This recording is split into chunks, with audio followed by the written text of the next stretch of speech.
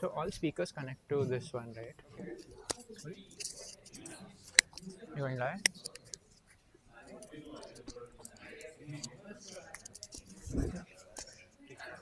Oh. Now I want to check if the stream is up. Okay. Then we'll start. Good to go. We'll start. Yeah, You go. you start. I start. Did you send it? No, I didn't send it. Yeah, go up. No, all the way. FOSS Talks live. Check. Yes, well, we'll just start. We'll start.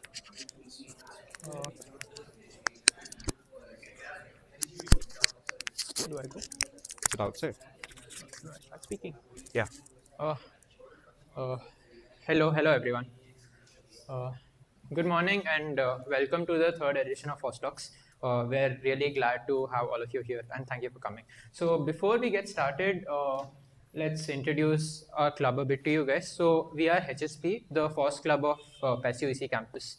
And yeah, next slide. What is HSP? So we were established in 2021 with the goal of spreading FOSS and like educating people about FOSS software and stuff to people on campus. We are a positive and student developer community based at SUC campus. Next slide. Yeah, so Tilde is one of our major events that we host annually. It's a 2-month mentorship program that we organize with various projects. All of them you will find on the GitHub of our org, Homebrew. Every year we have around 5 projects with around 4 mentees per project, and they build a cool project every summer. And we also host a lot of workshops throughout the calendar year for college. So this was a Docker workshop hosted by our seniors, go back, Ashutosh and Siddhi.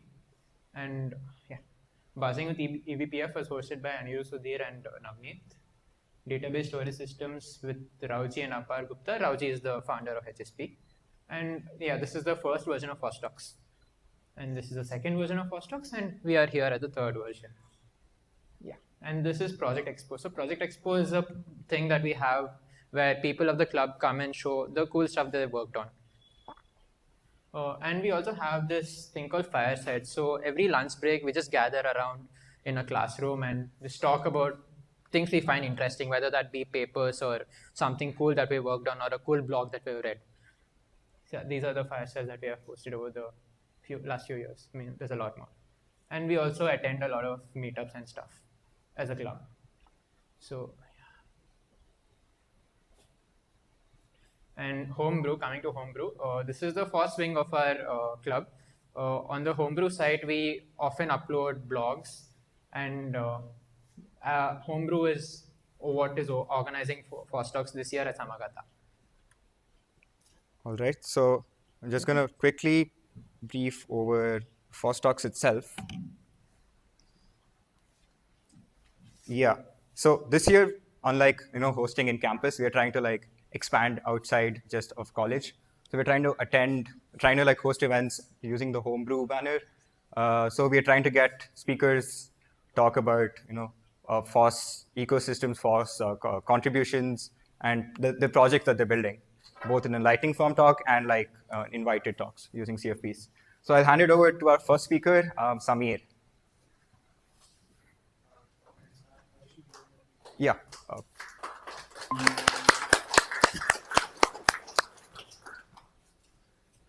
All this.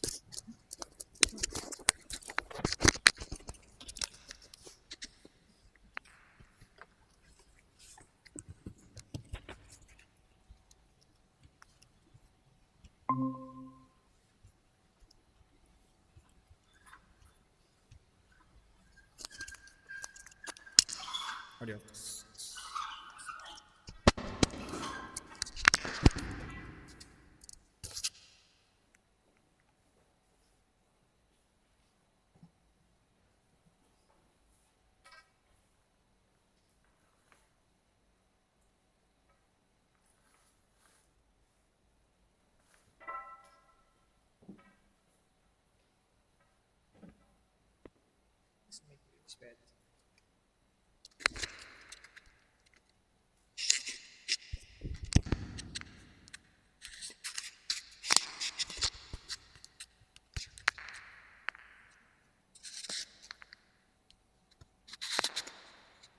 Test, test.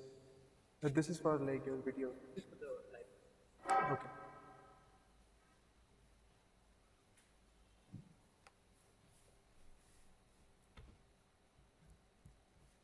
Okay.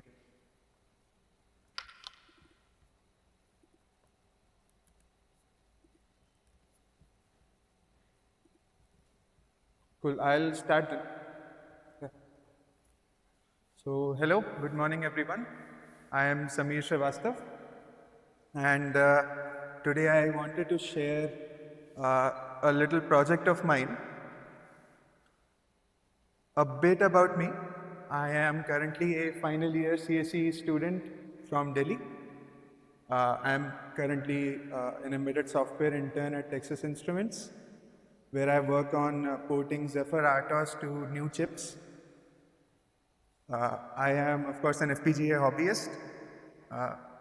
So I make small projects. Like I started with small projects like a UART controller, I2C controller, if you have heard of it, and then ended up on making my own processor.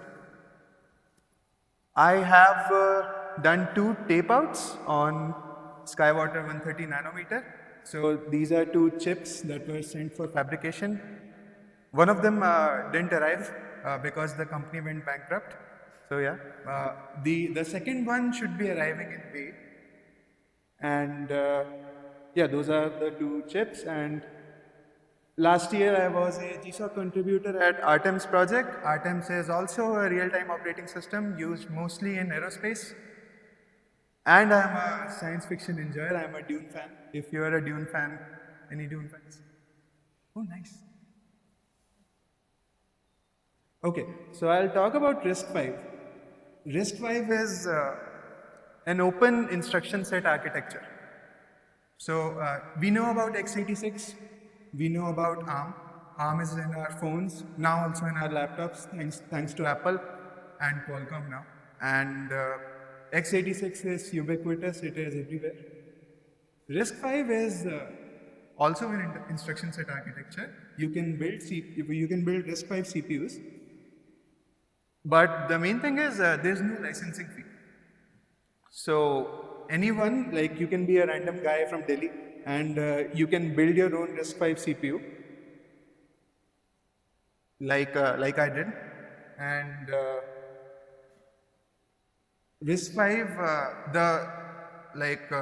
to give a very brief overview of it, RISC-V has the notion of these extensions. So we start with the I extension that is base integer instruction set. So that is just what's in the name, right? It has only integer instructions, not even multiply and divide by default. Then you have the M extension, which adds multiply and divide. You can have the F extension, that is hardware floating point. There's also sub extensions for that based on precision, but yeah, F extension and vector operations. If you know that SIMD is a thing that you can do vector stuff on your CPU. So vector of V extension is there, and there are a lot of extensions. So there are companies taking these extensions, taking the specifications that are open. Like you can go to the RISC-V website and you can download those PDFs and you can build your own CPU. So they are taking these extensions and applying it to products, silicon products. Some examples of RISC-V in the wild. If you have seen that board, it's a pretty popular board. Have you seen that board? So the Raspberry Pi Pico, the original one had an ARM Cortex M0, but the second one, the Pico 2, uses their RP2350 chip, which has an ARM core, 2 ARM cores, and also RISC-V cores. So they have a funny story about it where they had some space left on the chip, and one of their engineers casually had a RISC-V CPU he built as a hobby project, and they decided to put it there. And there's we know about ESP32s, like you might have heard of ESP32s. ESP32C series has a RISC-V cores. We have some Indian RISC-V CPUs also. We have CDAC, which is a government organization. They're working on these Vega processors. And we have companies like Incore. Incore is an Indian company. It's also building MCU microcontroller class RISC-V CPUs. We have Chinese players like Sci-Fi. We have we have CH32. Yeah, their Chinese name is hard to pronounce, so I won't even try. But yeah, CH32s are very popular. They're actually, I think, they're the cheapest RISC-V microcontrollers you can buy today. Yeah, so that's a bit about RISC-V. And now I'll come to FPGAs and briefly cover what they do. So how many of you have heard of FPGAs? Okay. Have you used them? Like, have you built something? Okay, we'll talk about it. So FPGA stands for Field Programmable Gate Array. Field programmable means it can be reprogrammed, of course, and they are what I like to call hardware accelerated hardware simulators. So when we take our digital design classes, I think around second year only, so you learn about logic gates, AND gates, NOR gates, NAND. So a lot of the times you will use some simulators, like some web-based simulators are very popular. You can wire gates together on them and you can build simple circuits. FPGAs do exactly that. Like imagine the canvas of that simulator software that you were using, but that canvas itself has been implemented in hardware. There's a chip that can do that for you. So some big players in the FPGA market are Xilinx, which is now owned by AMD, Altera, which is owned by Intel, Microchip, and there are some newcomers like Govin and Efinix. Renesas is a popular microcontroller manufacturer, but they also started making FPGAs now. And so the way FPGAs actually work, that is a closely guarded Windows secret. Like that is their whole thing. They have to protect that, right? So, but we do have some general idea of how they work. So inside an FPGA, you have a 2D grid of what we call combinational logic blocks. I'll just move to the next one. So these blue squares that you see, these are combinational logic blocks. And inside these blocks, you will have lookup tables. You know about truth tables, right? Like you have seen truth tables for AND gate, NAND gate. The lookup tables are basically programmable truth tables. So you can write whatever output you want for whatever input, and it will produce exactly that output. And they also have a flip-flop because you don't just want combinational logic. Like if you have some circuit that takes two bits of input and tells you if it's either 1 or 0, that's not very useful. You need to have a clock eventually, and you need flip-flops and like to make registers then to store data momentarily, and to have that whole to have a sequential circuit basically. So that is what CLBs do. But so now you have a sea of these CLBs that can be programmed, but they also need to communicate with each other. So there's also what this diagram calls a programmable interconnect. You can imagine them as routing blocks. So you have these CLBs, and this programmable interconnect allows you to route one CLB's output to an arbitrary input of a CLB in its vicinity. So like you have one CLB, and you will have say 4 CLBs surrounding it. So this routing programmable interconnect allows you to choose uh, which output from which CLB goes to which input of which CLB. So one CLB could, in a very simple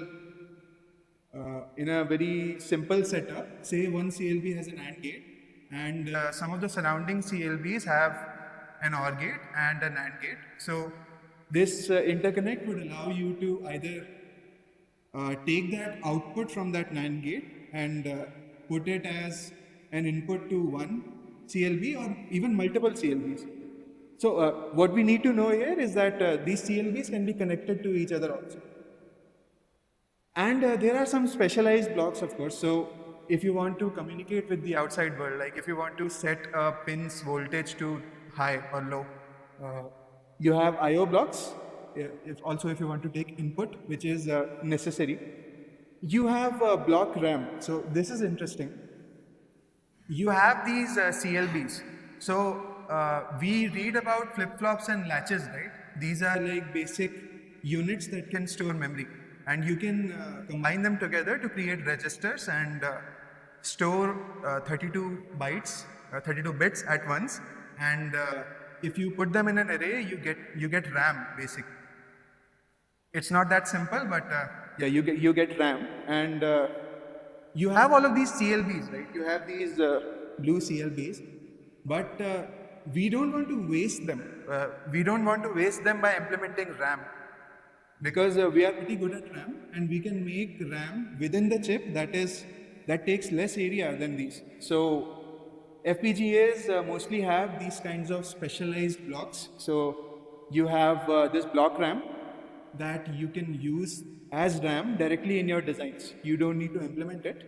And at the programming level, like it's called the RTL level, when you write Verilog, that is the language when you are developing on FPGAs. There are more, but I use Verilog at least. So you can, in that language, you can literally make an array, and your compiler will map that array directly to this RAM. So yeah, that's like a brief overview of FPGAs. There are a lot of other specialized blocks also, like not just RAM. You could have DSP blocks for digital signal processing. You could have more analog blocks. There are some FPGAs have full-blown CPUs in there, so you can run maybe Linux on that CPU and create some custom logic on the CLB, which is called the FPGA fabric. That CPU is running Linux, and your fabric has some custom hardware that you design, and that CPU can communicate with your custom hardware. Okay. So yeah, like a bit about how we program FPGAs.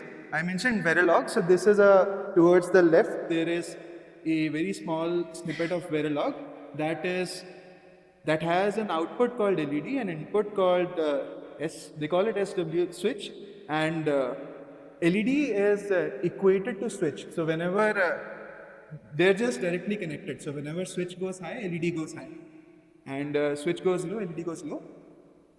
So your tool chain for an FPGA will take this Verilog and do what's called synthesis plus optimization. So this Verilog will be converted to a graph representation that describes it as actual logic gates, and it will also optimize it. So we read about like very basic gate reduction in our courses, right? We reduce the number of gates, and like that is important. So these tools can do it automatically. Then they do something called technology mapping. This is basically what I described with the block RAM. So this Verilog could have had an array here, and technology mapping will see that array and map it to the block RAM instead of implementing memory, because that saves resources. Place and route is just what we talked about with the routing fabric. I keep forgetting, they have chosen this weird name, programmable interconnect. So yeah, place and route does that. You have all of these resources, but they need to be connected to each other. And bitstream is basically the machine code for an FPGA. So like it's the actual thing that you can put on the FPGA chip, and then when you boot it up, it will start behaving like the circuit you described. Some tools, if you're from electronics courses, you must know about Vivado. Some nods there. And so Vivado is used by Xilinx. It's for Xilinx parts, and there are some open source tools also. There's a thriving open source FPGA ecosystem. So there's USYS that does the first step. It is good at synthesis plus optimization. And then you have NextPNR, which is really a family of different NextPNR variants for different FPGAs from different companies. Because as I said, like the specifications for these chips, they are secret, and these open source tools, they are really doing a lot of good work because they take the bit streams generated by these vendor tools like Vivado, and they reverse engineer it so that these open source tools can also generate bit streams for these FPGAs. Okay, so any questions so far about FPGAs? Because now I'll just move to my project. Cool. So my own RISC-V SoC. This has been a very fruitful project. It has been my learning platform for everything I know about RISC-V. It implements RV32i. So I mentioned the I extension. I went to sleep. Yeah, I mentioned the I extension, that is the base integer instruction set, and 32 means it's 32-bit, and RV is RISC-V. It is what we call an in-order CPU. So that just means it's not doing any fancy stuff. Like it's not doing. So modern CPUs do a lot of optimizations at the silicon level. So while the CPU is doing some calculation, for example, it won't just stop reading data from memory. So while it's doing something, it will do something else. So while you are doing some calculation, you can fetch more data from memory in the background. That data can be the next instructions you want to run. And CPUs do like predictive branching. So there's literally something called a branch predictor inside CPUs, and it can see an if statement, basically an if statement, and it will calculate the probability if that if statement is going to be true, and based on that it will take the true path, and if it actually turns out to be false later on, it will backtrack. So modern CPUs do these types of things, but so this is like the most basic thing you can do. In order is just taking an instruction from memory, decoding it. Like decoding is you look at the actual bits in an instruction to like know what it's supposed to do, and then you do the thing. It has 4 kilobytes of RAM. This is just a limitation of the FPGA I'm using. I'm using this Chinese FPGA, Tang Nano 9K. It's a pretty cheap board. It's around $20. It's manufactured by the board itself is manufactured by Saiped, but the FPGA is from a Chinese vendor called Govin. So yeah, it's a good board to get into FPGA type. Some more features of my CPU. It has a UART. So whenever in an embedded system, whenever you do like a printf, you want to see some text out of it eventually, right? You want to see logs. So that is done through UART, which is a very simple serial protocol that you can just print stuff out to. So mine has send receive, both of them, so you can potentially run interactive programs on it. There's a single GPIO pin for just some timing related debugging I was doing, And yeah, so since I can control a GPIO, the FPGA has these LEDs on board. I can also control those LEDs. And so yeah, I have a page on my website that I've linked here that has some more info on it, but that is basically like what it is. So I'm able to compile C code for this using GCC, and I'm able to flash it to this CPU that is running on my FPGA, and basically control the entire stack. So I have my own CPU, and on top of that, of course I don't control the compiler yet, but I have my own bare metal code running for it, and I have my own libraries that I have written that I'll show you next. So I have this video, and I also have a small UART demo. This video demo is just me toggling these LEDs on the FPGA. So I have this io.h header that defines the memory map for this basically.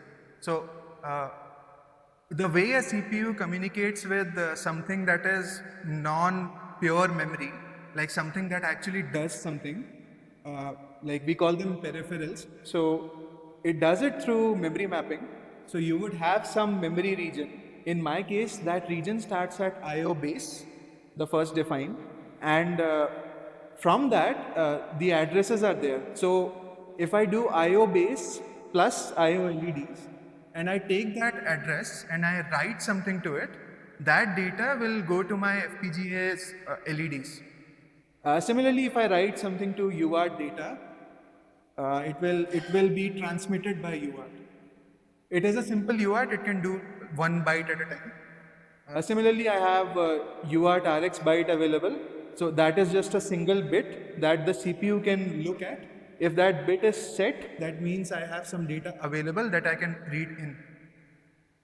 Yeah, and I have this very small C code here, very rudimentary. So it has this extern for wait. Wait is defined in assembly that just literally takes in the number of cycles. So my FPGA, so my CPU by extension is running at 27 megahertz, and I can just put in the number of cycles I want it to wait for, and it will run a loop where it will basically do nothing for that period. So it will just wait for that number of cycles, and because I am running at 27 megahertz, this translates to half a second of delay. And I am writing IO LEDs and IO GPIO. So what's visible to us as IO LEDs, that I will show you in this video. Oh yeah, this is what I explained about the memory map. So that IO base thing, hex 4 something, that is bit 22, and the way I have set these offsets for different peripherals translates to, starting from bit number 3, that is 2, you have 1 bit for each function. So I have this video, it should autoplay. Yeah. Let's see if it autoplays. Yeah. So at this point, the RISC-V core has been loaded onto the FPGA. The bit stream is there, and I would eventually like to have a bootloader for this. That would boot. It would boot into this bootloader, and I would upload the program to it over UART. But for now, what I do is I compile the program through GCC, and from the generated machine code, I get a hex file out of it, and I compile that hex file like along with my Verilog. That's what I do. So at this point, the CPU has been loaded, and immediately it jumps to it. The program counter is set to 0. It loads the first instruction and then just starts running it. So this is just counting up. So you have 1, 2, 3, 4. It will just keep going up. There are 6 LEDs, so it will count to like whatever 1 shifted by 6 is. Yeah. So that is a small demo. And what I am working on next is debugging support. So of course you need, when you have something like this, you want to be able to look inside. So debugging using like just printing something through UART or hooking some pins up to something called a logic analyzer. That is one way, but there's a systematic way of debugging microcontrollers that I can do over an interface called JTAG or SWD. So I need to implement that in my actual CPU. This is also something defined by the RISC-V specification. So I can do that. Interrupts. So for interrupts are events that make the CPU halt whatever it's currently doing and do something else that you have registered for that specific signal.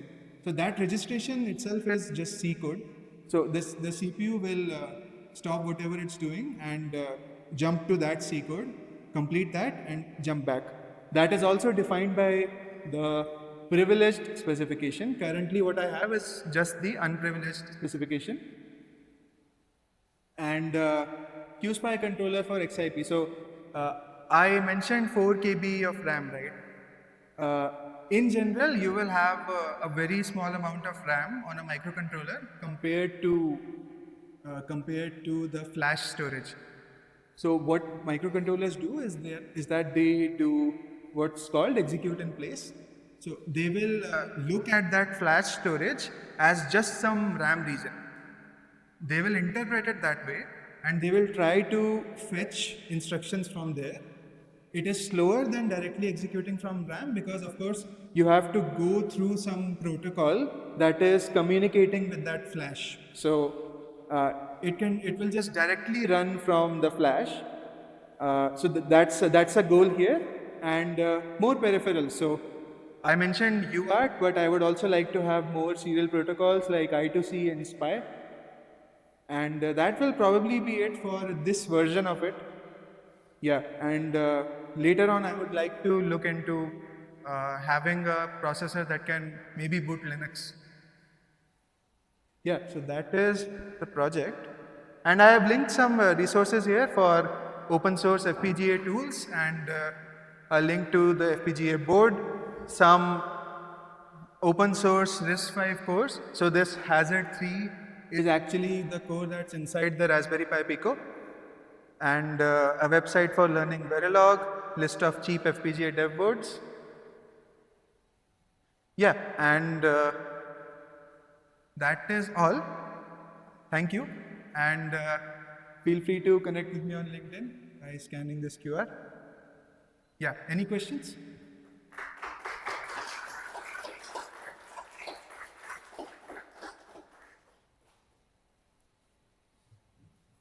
Yeah. I'm sorry.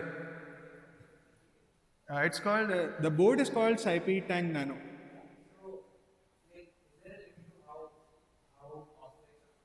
Yeah. There is one. So this board uses I mentioned it uses an FPGA from Govin, right? And the specific part, the chip that it uses, has 9,000 CLBs basic. So 9,000 CLBs, you can't build a CPU on it that can boot Linux. Yeah, so you are limited to, if you're talking about RISC-V cores, people have been able to only build a microcontroller class cores, like mine. A bit more advanced, but yeah. Basis tree, I don't know what part it uses. Okay. Basis tree. I think it would have around 25K lookup tables, right? Yeah, and Xilinx lookup tables are actually good because the one that I'm using has lookup tables that have only 4 inputs. But Xilinx uses something called LUT6, so their lookup tables are more dense. So like you have more logic in a smaller area. So yeah. Yeah. Yeah. There's a 20K variant of this also. That's like I think it's $40. Yeah. But in 20K you can boot Linux. It also has onboard an actual DRAM chip there. Where, you can don't go to Amazon. Like in India, don't go to Amazon for this stuff. I recommend Robo.in. Yeah, yeah. And yeah, but the toolchain is bad. So the Govin is a Chinese vendor. So you have to download this Chinese toolchain, and it is probably spying on you, but that is fine. It's good to get into FPGAs. Sorry. Yeah, definitely. Like $20 to get into FPGAs is really good.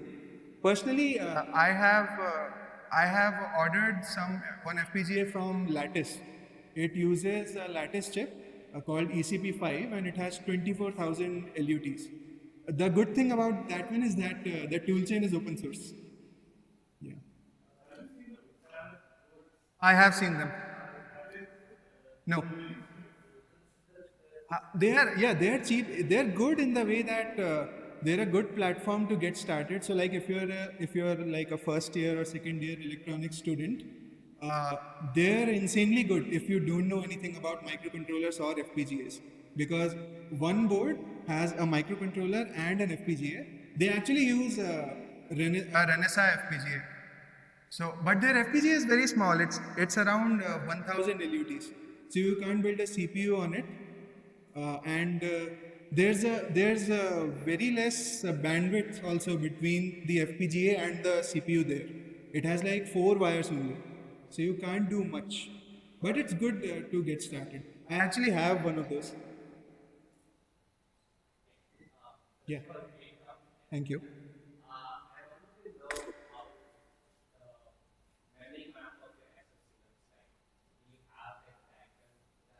I have a diagram. Yeah.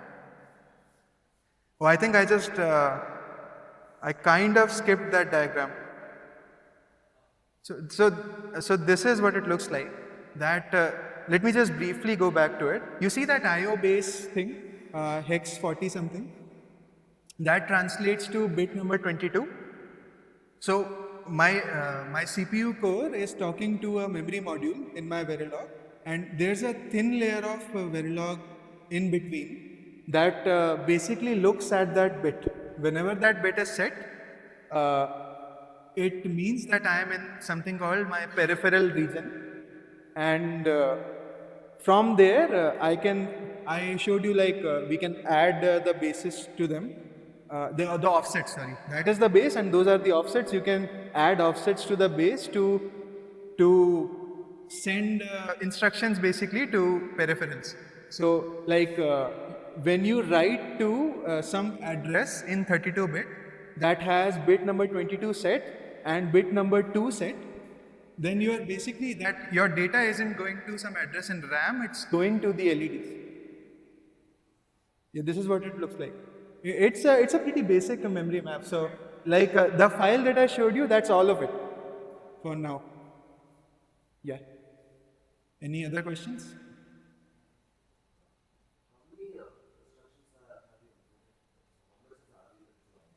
RB32I is around, I might be around 30 to something, someone said, I think. 39, yeah. The fence. Yeah, yeah. So I don't have those. So it must be around 34 something. Yes. Cool. Any other questions? Okay. Thank you.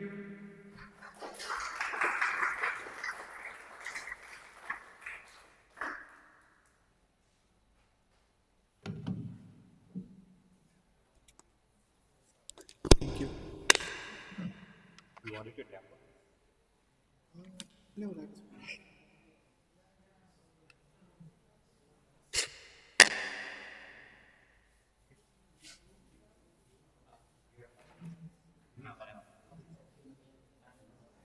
Okay, so now we have a bunch of lightning talks. So first one's by Pranav.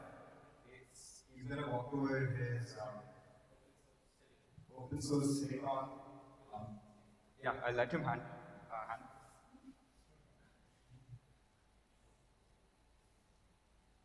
the second laptop.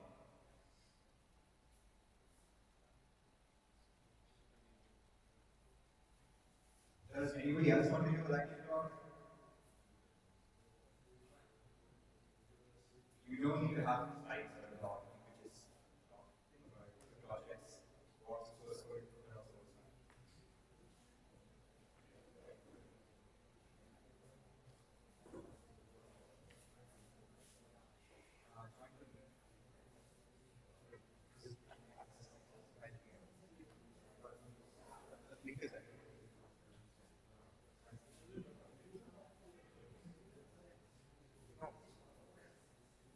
Hold this. Join the meet there.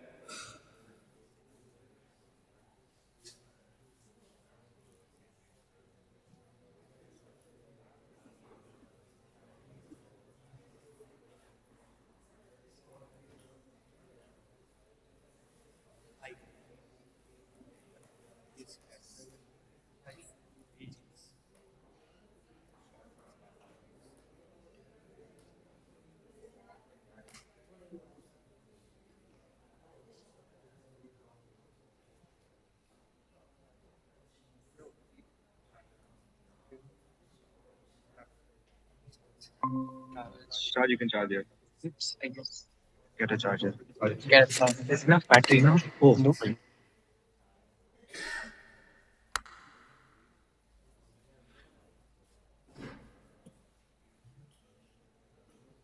Don't share only the no. But you only Make sure the cloud. yeah. Click on the meet. Shala then switch. Yeah. You want to charge? Yeah.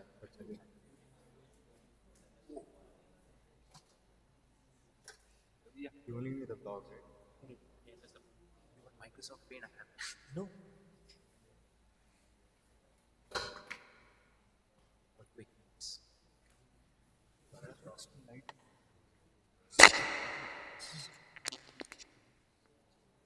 Okay, just switch to light mode. Just normal. Like that? Yeah, that's it. Okay. All good? No, what's this? Oh, it's for like. This for Right.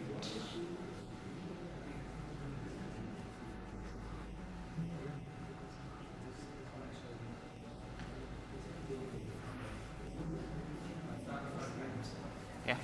Okay. Hello everyone. So, small intro about me. My name is Pranav. I'm third year undergrad at EC. I love RISC-V, open source silicon, open source hardware. I love DOSA also. So this blog actually is a continuation of my previous work, where in my previous blog I talked extensively about RISC-V, and I think Samir here did a really good job about explaining how RISC-V and what RISC-V is about. So I'm just going to quickly go through what's within this blog and why it's so special. So as you can see, the title says you don't need expensive tools to play with silicon. So I'm going to be getting into open source silicon toolchain, my own experience with it, and where it's heading to in today's time. Okay. So as we all know, when people say chip design, all they can hear about is like Xilinx, AMD, or NVIDIA, and the problem with these people are, well, it's not their fault. It's all under proprietary, right? You don't get hands-on to what they're building fully until you're part of them, right? So it's all behind locked doors.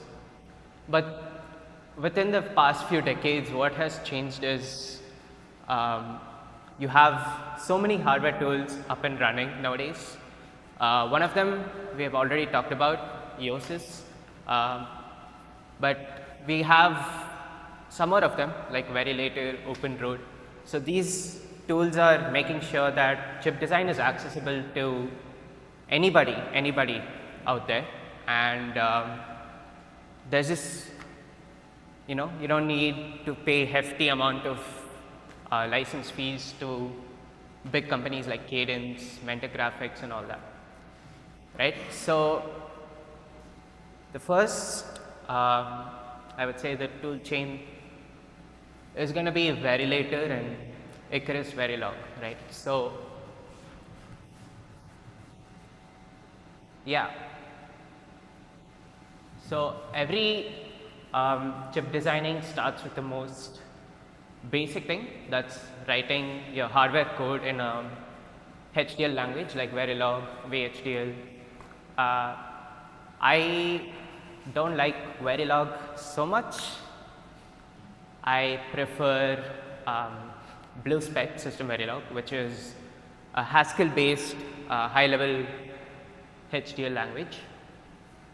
But now, when you write any sort of HDL code, the first step is to functionally verify whether the code actually works or not. And that step is known as the simulation. The first tool is called as Verilator. It's really fast. It's cycle accurate, as you can read there. And what it essentially does is it's going to convert your Verilog HDL code into a C++ executable, and make sure that you can import it into different tool chains if you want to, depending on what you're building.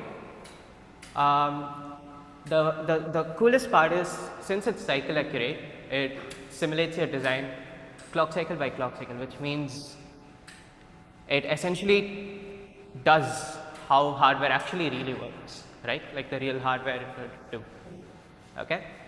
Icarus Verilog, I think most of you would have used it here.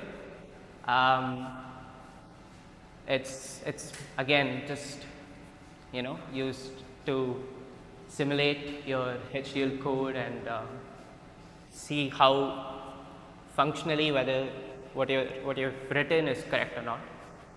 GTK Wave is actually this. So GTK Wave is again another tool chain, which is in I think college courses they just pair Icarus Verilog and GTK Wave together. So this is going to show you the timing diagrams. It's more like a better visualization to show how your design is coming along with respect to each clock cycle and everything, right? So yeah, this GTK waveform, I just took it from one of the designs that were online, but it's illustrating in a RISC-V CPU how each and every signal is moving with respect to the two main signals, that's the clock and reset. And yeah, that is the first toolchain, I would say. Yeah, synthesis. Okay, so you have now verified to some extent that your HDL code is working, it's giving you the right outputs. But now this HDL code needs to be converted into something called as logic gates, because essentially whether you run your design on an FPGA or you go for a tape out, essentially what chips are made of are known as the most fundamental logic is going to be your logic gates, like your AND or OR gate, whatever. Okay, so again, Yosis converts your Verilog code into a gate level netlist. So a netlist is just a bunch of logic gates connected by wires and everything. I wish I had a diagram to show that. But yeah, the flow is pretty simple. You just write the code, let Yosis do its job. With Yosis, there are a lot of things you can actually do. So for example, to know whether your design is very heavy or the amount of area it's consuming, because when you talk about chip design, one of the most fundamental things to look for is power, performance and area, right? So to see how much area it has taken and everything, Yoast gives an accurate flow. It doesn't give you like the most perfect values like Xilinx tools or something does. But yeah, but it's good. It's good to know, have a rough estimate of where your design is heading towards, right? And yeah, that's about Yoast. Is any questions up till now? Am I going too fast? No? Okay. Alright, so place and route. Synthesis has now given you a netlist, which is essentially like a bunch of logic gates. But now, you can't just place these logic gates as you wish. There are a certain set of rules you must follow. These are called design rule checks, DRC, if I'm right. Forgot fourth sem DVD, was it? Yeah. All right. So place and route essentially is going to make sure that there are no violations that occur when you design your chip, because you can't just place metal wires as you wish. There needs to be a certain set of geometry that needs to be followed. Of these three tools, I would say open road, open lane, open road is the most coolest, because you see how your actual Verilog code gets turned into an actual physical chip layout. If I'm not wrong, this year of GSOC, actually one of the biggest organizations in GSOC is actually OpenRoad. And yeah, so essentially what OpenRoad does is it handles everything from float planning, like where each and every logic gate goes, connecting all the wires, making sure your chip actually works at the speed you want. So all the timing parameters, everything is met, right? And that is something called as a GDS2 file. So it's like the final, layout that gets sent to the fabrication unit. So the whole flow is called as RTL to GDS2, where you write a Verilog code, synthesize it, check its functionality, place and route, make sure no constraints are hit, no violations occur, and you get that, right? It's not the way it's done in the industry, that's a whole different talk, but this is a more simplified version, I would say. Okay. All right. So there are different types of RISC-V codes that are out there. When you talk about a RISC-V in-order code, I think the first name that would come to everybody's mind, if they're into it, is the Pico RV32. It's a very small RISC-V code. Yeah, it's what like many student hobbyists start with to learn about RISC-V, CPU design, everything. Okay, but there are also complex. Oh my God, what is this? Yeah, probably gives you a headache looking at it, but this is how modern day CPUs are actually. So the CPUs that are running on your laptops, everything, are superscalar out-of-order processors, and yeah, they somewhat look like this, much more complex, I would say. Yeah, the diagram keeps going, I don't know. But the fun part is you can also design your own RISC-V code, as Samir did, and I did my own 5-stage pipeline RISC-V code as a student, I think in my previous semester. This is straight out of the computer architecture textbook of Hennessy Patterson. It's a wonderful book. I would recommend you all to read it. But getting to my actual experience is this. Tiny Tapeout is a small organization where they're making chip design accessible to everybody at a very low cost. All the tools that you saw earlier, Yosis, OpenRoad, everything, comes as a package in Tiny Tapeout. So the only thing is, all you have to do is write your HDL code, and everything's almost like automated. There's not much to do. But yeah, that is, yeah, so this is, the entire shuttle layout. You see multiple users, GDS2 files. So this is where open source silicon ecosystem is heading towards. It's not as perfect as or as good as what we have it out there in the industry, but I would say it's getting there. It's going to take its time. But the whole point I'm trying to make here is chip design is accessible to everybody, and it's a great time to be in. Right? So, yeah, this is, I think I'm done here. Yeah. Any questions? Anybody?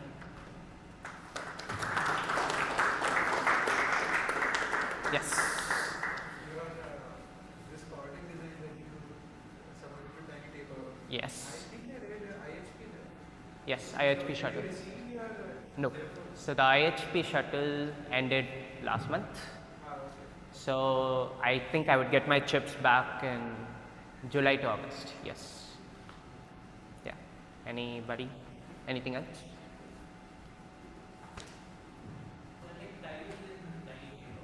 Correct. Okay, so the maximum amount of tiles in Tiny Tapeout would be 32. Okay, so it's like 8 cross 4. So my design actually used 2 cross 2. So that's about 4 tiles. And if I recall correctly, each tile is about 160 micrometer cross 100 micrometers. So it's very small. Again, it all depends. You can check your area, how much it's consumed by Yosis when you run a synth.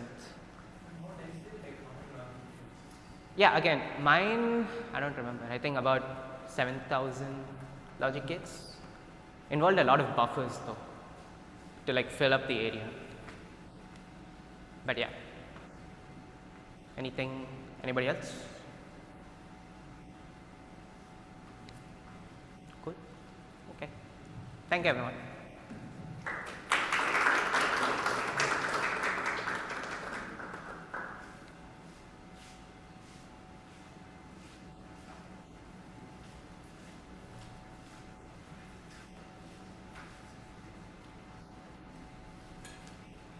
I think I closed the mic, I'm sorry. Yeah. Yeah.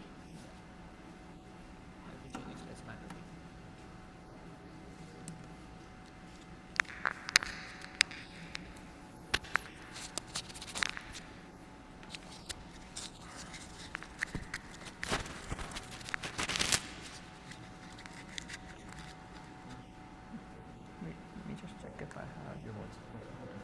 Yeah, everything is open. What's the link? I'll tell you. Okay.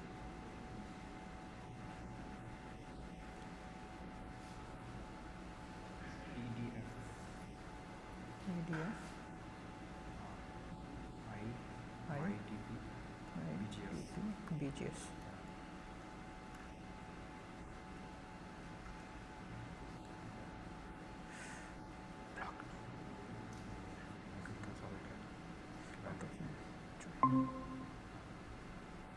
Share screen.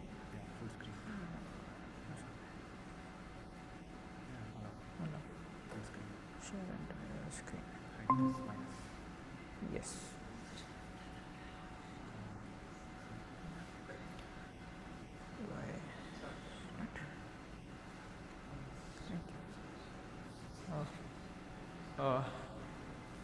Check. Check. Uh, Good morning, everyone. My name is Anshul, and today I'm going to be talking about a small passion project of mine, which is astrophotography. So, to give you some context, the thing is, I have a telescope at home, but I also happen to live at Silkbo Junction, which is one of the most polluted areas in the world when it comes to light pollution.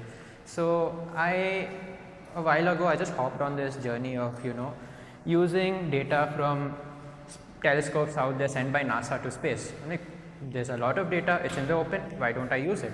So I went down a rabbit hole, and this is a basic walkthrough of how you would process an image that one of those space telescopes have captured. So let's say Hubble or James Webb. So yeah, look at this photo. So this photo is not real, sort of, because you see all those colors, you see all those details. Your eyes would not capture that, and neither would these telescopes, as far as the human understanding of how light goes. You would see this instead. So if I threw you up in space, this is what you would see. It would just be black, and this is what those sensors of these telescopes see as well.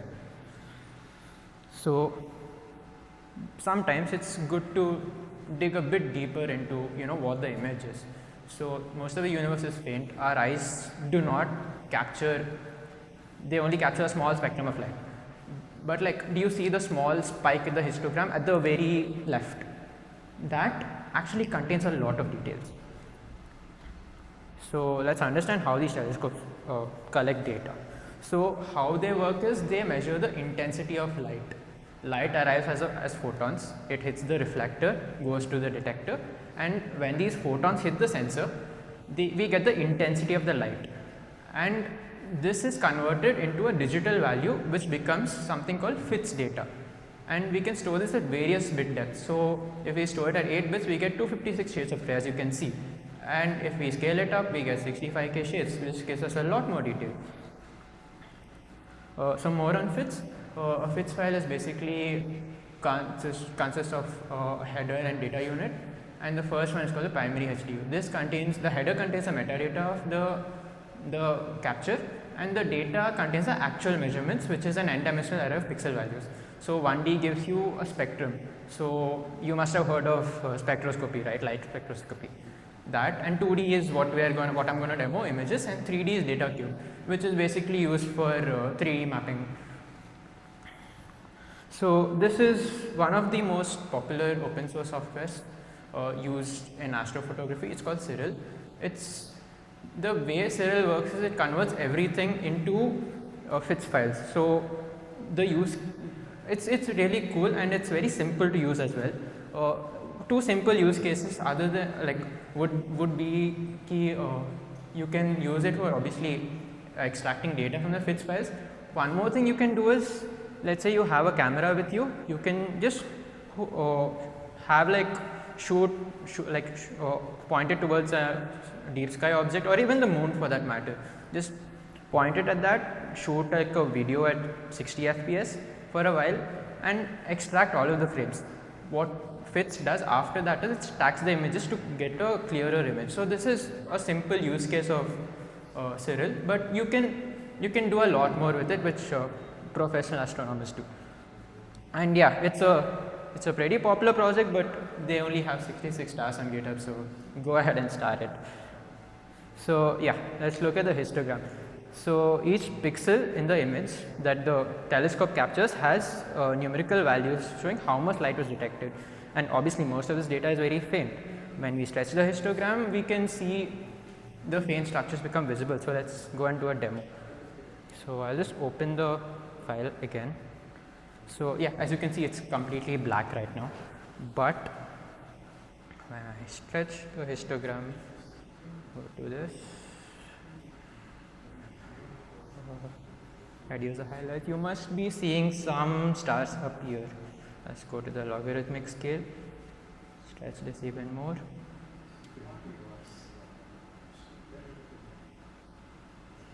Yeah, do you see it, the image forming? Yeah, Lovely. So this is one of the most popular images taken by the Hubble Space Telescope, which is the pillars of creation. And yeah, this is basically how it works. We focus on a very small band of light, and then we get this image. So yeah, going back. So how do you think we get these colors?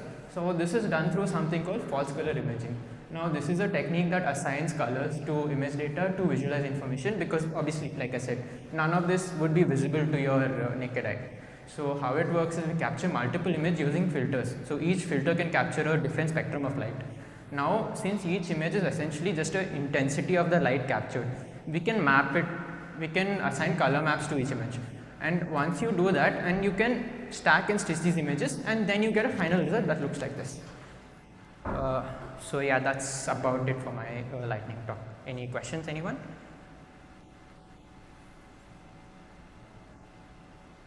No. Yeah. Uh,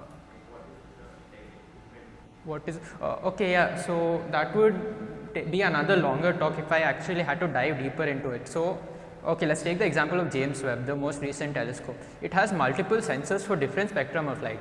So there's one called the NIRCam, which captures only near infrared range, and there's another which captures a different range, and then you go to some other space telescope that is designed especially to capture ultraviolet light. So it depends. There are multiple sensors that capture different spectrum of light, and each thing tells a different this thing, right? So yeah. The process of color grading, and is it consistent across all?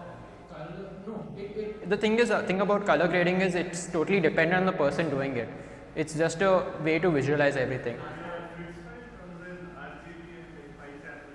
No. Fixed files is just like a array of numbers.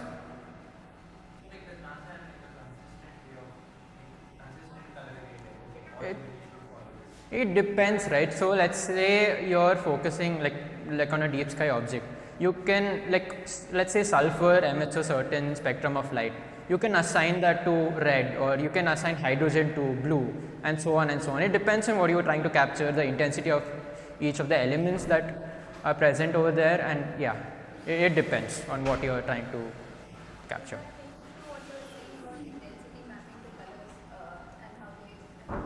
Could you repeat that? In the previous slide, Yeah. that according to the intensity, you map it to a color. Yeah. Is that linked to this? Like, Yeah, very much. You can, based on the intensity of all of the elements that you are capturing, you can assign different colors to. scales for that. Is there a? Like you said, the color grading is entirely dependent on the person. Yeah. Is there any color map also dependent? No, intensity is based on what the sensor captures. Anything else? Okay, thank you so much.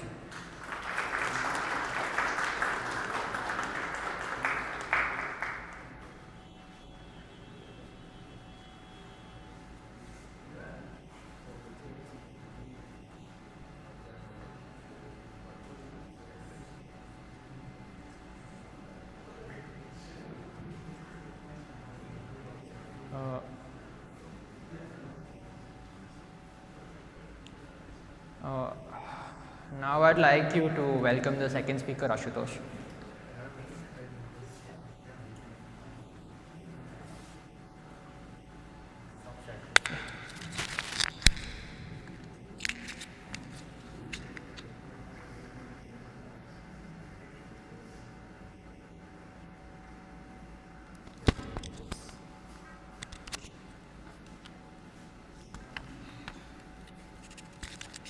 I'll have to connect to the Wi-Fi here.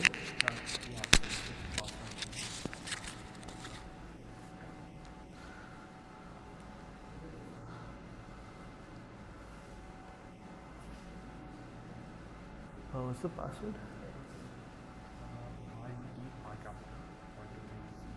What? R capital, R capital, small t, dash, dash 123 dash capital C, dash capital C, E L. EL. Yeah. Okay. I have to join Google Meet. Okay. Yes. Send the meet link. I mean, okay, just give me that. Yeah, the URL thing.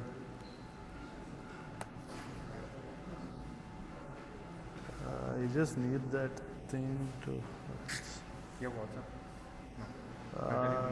Yeah, it's just give me that. PDF. B, huh? E DF Dash I huh? Y PP. PP Yeah.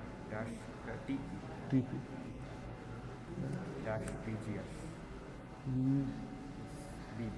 BGS. Okay. Drop Okay. to join. Then I'm going to my brother's ID. That's fine.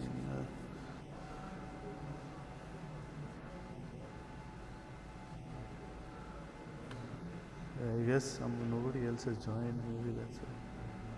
no, it's internet. It's so now, like, Share full. yeah, the screenshot only. Okay, that's how it's coming. Okay, got it.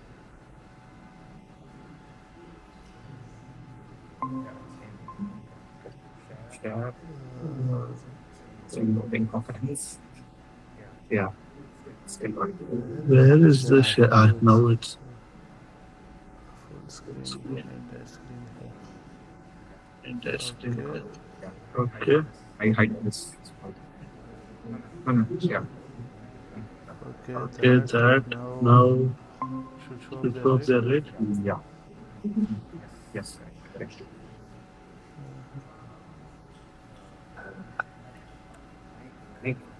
Yep. In face outside. Yeah. I have this. Okay, both are. Is this on? Okay. Yeah. So good afternoon. I am Ashutosh and I am here to give a talk on the Tao of compiler programming. So I am a compiler engineer. I work on compilers, and compiler is a very strange field. Okay, it sits between the intersection of computer architecture, formal languages, automated theory, data structures and algorithms, and a lot of other stuff. It powers a lot of the software that you see. You might not know about it, and you might not be aware that compilers are there everywhere. But yeah, I mean, there's a corollary in computer science that everything is a compiler. So let's take a look. So a little bit about me. I've been a compiler engineer at Pandey since the last 5 years. I work in the CPU compiler team. Previously, I did GSOC in 2020 with Arduino, with LLVM in 2022. I did the LFX mentorship with Intel Israel in Intel Mobileye project. I interned at FSF and GNU and also at Element 14 Electronics. I do some community stuff on the side. I run the Innovations in Compiler Technology workshop, which is one of India's biggest compiler workshops. I also the SetFault hackathon, which is one of India's only compiler themed hackathons. The LLVM Social Bangalore meetup, which is the largest compiler meetup in the world with 3,200 plus members. Back in college 7 years ago, I started Point Blank, which is one of the best student clubs in the country today. I can be found in various hackathons around Bangalore, and I'm on the AICTE panel for Smart India Hackathon. So if you have any complaints about that, I can listen to that too. So I started out with compilers, it was a very strange way the way I got into compilers because I started from hardware, electronics. I was always interested in electronics, and it's something that I've always enjoyed, IoT and stuff. So for the first 2 years of my college life, I built drones, like fixed wing drones in an aeromodeling team called ARCIS. Somewhere towards the end of second year, I got really interested in data acquisition systems and all that. And when Arduino arrived for GSOC in 2020 for the first and last time, I applied there for a project that would involve transpiling, basically converting C++ code, Arduino C++ code into MicroPython. Now, if you all coded in Arduino, it's a pseudo language sort of. It's a layer on top of C with its own custom defined functions and stuff. And underneath it's just C++. But they also want to port a lot of their code to MicroPython, and they wanted a way to automate that, and that became a sort of a compiler project. After that, the next thing I did was LFX, in which me and my mentor worked on fixing an 8-year-old bug in the GNU-C library in glibc. So glibc defines the functions and methods through which the GCC compiler does code coverage. Now, I don't know if any of you know what code coverage is, but basically, if you have a program and you want to know how many lines, against a test suite, if you want to check how many lines of which line of code runs how many times, like a for loop is executed how many times, an if statement or else statement is taken how many times, you can use code coverage to figure that out. Because finding out the coverage for small programs is trivial, but for large programs you need specialized tools, because under dynamic usage the coverage count can vary. And one more reason that the coverage count is important is because you can use it to optimize programs. If you want to know how to make a program run faster, the easiest way is to focus on the part of the code that runs the most times, which is often some loop, right? So there was a bug in the GNU-C library that prevented code coverage from working on the GNU-C library. So if you use GCC to build glibc with coverage enabled, it would break because of a circular dependency. So me and my mentor, we worked for 5 months and we fixed that bug, which the final patch was just like 30-40 lines, but it fixed that bug, and that was one of the last puzzle pieces to be solved for Linux to be certified for usage in Tesla and some other self-driving cars. So after that, I joined AMD, and from there it's been a whole long ride, but that's enough about me. So how many of you are, have you, anyone here dabbled in, compiler engineering, compilers? Yeah.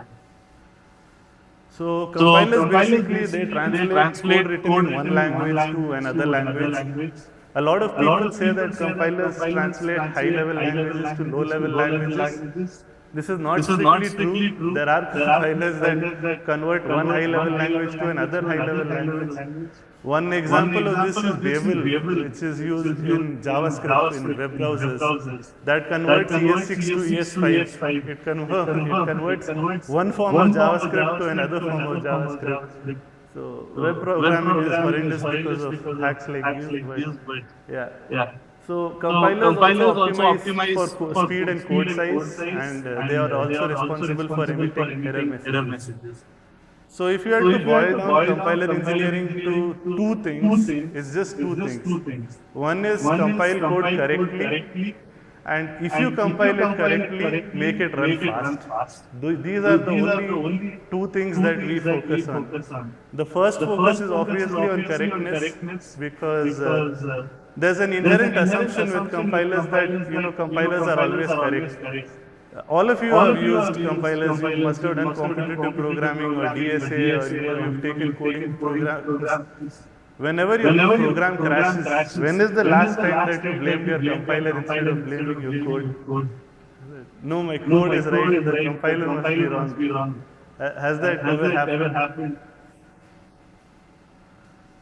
So it hasn't, right? But unfortunately, compilers do make mistakes, and when they make mistakes, the results can be very bad, because people that don't know to look for them, they will not even know that there is an error.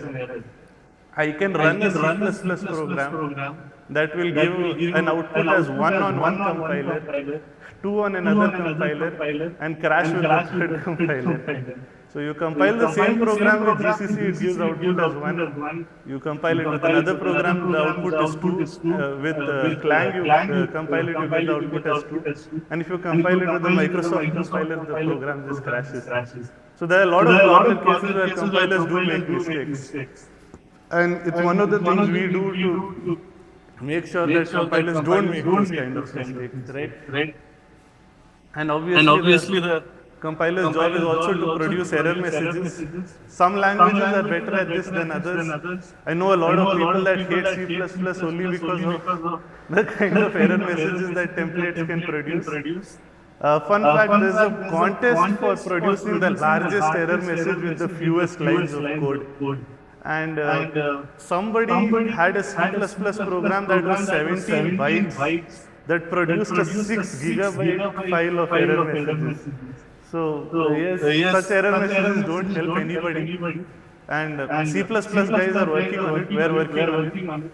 But there are other languages like Rust that I've heard that do a better job at error messages. So one thing is there's a talk called Don't Help the Compiler, you can check it out. So around 40 years ago, when compilers were still rudimentary and all, most of the stuff that you had to do was you could write assembly that outdid the compiler.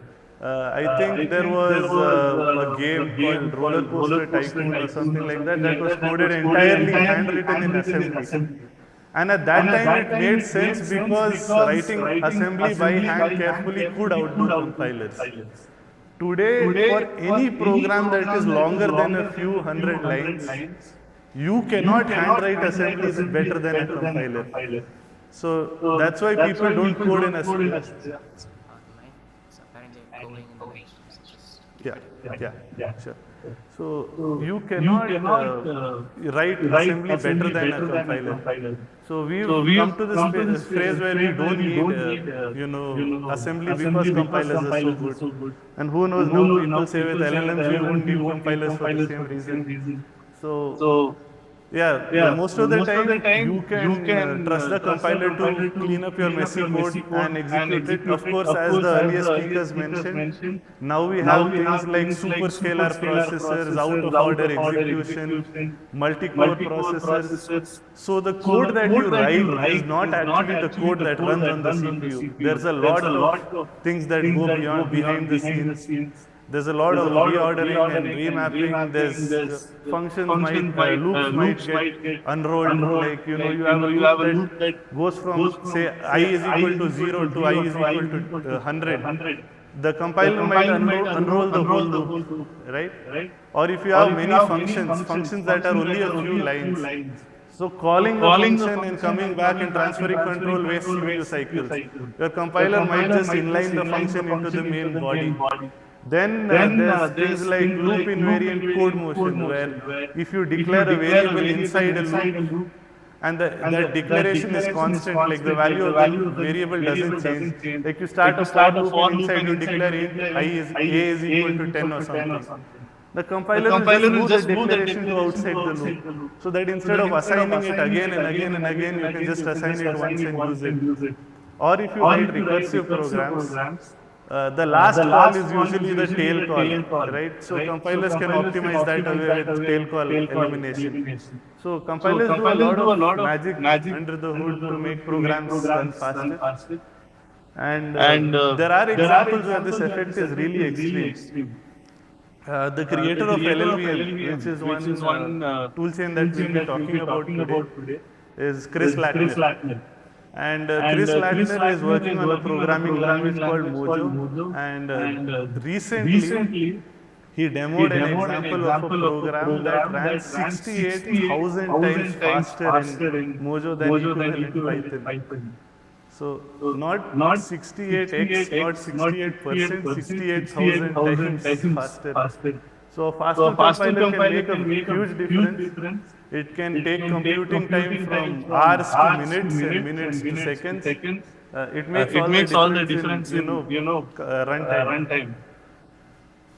So how does the compiler work? Basically, I think this is something that you all would have taken a course on, so I won't spend too much time on it. But you should know that a large part of what compiler engineers do focuses on that second last stage, which is the code optimization phase. Mostly the front end is a solved problem. Like you have a lot of tools to write parsers, right? You can either hand roll your own parser that targets something like LLVM or if you want, you can use something like Yak or Antler or any other such parser generator to generate a front end for you.